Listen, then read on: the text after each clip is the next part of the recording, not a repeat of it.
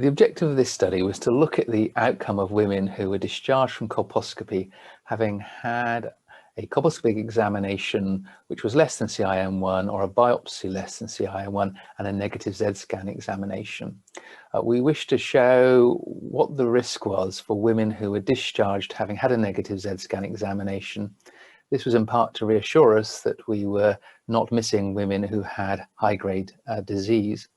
In this study, we found 913 women who had had a negative ZedScan examination and were discharged and then had follow-up cytology within the subsequent 3 years. What we found is that 41 women in this group developed CIN2+ within 36 months, and there was a prevalence of 4.5% with a risk of 1.85% per 100 women years.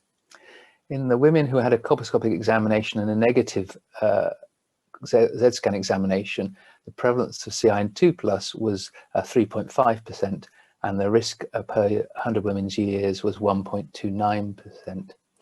This was even lower in the women who had a normal colposcopic examination and a ZedScan negative examination, where the prevalence was only 3.1% and a risk of 1.14 per 100 women years. This evidence suggests that having a negative ZedScan examination, even if the colposcopic impression is low grade, is incredibly reassuring, and it improves the reassurance to the colposcopist that these women can be discharged. However, we also noticed that some women who had positive ZedScan readings, despite a negative biopsy, developed CIN2+ within the following 3 years, and we therefore wish to examine the EIS spectra to see if we could predict this.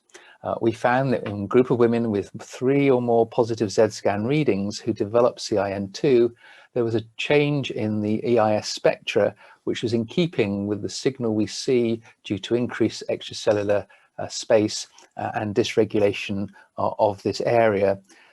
This has allowed us to conclude that the negative ZedScan is highly reassuring to women, but we may also be able to identify electrically changes in the epithelium which reflect HPV integration and transformation that can be examined and found by a ZedScan examination, which does not actually reflect on the fact that the cytology and the histology are abnormal.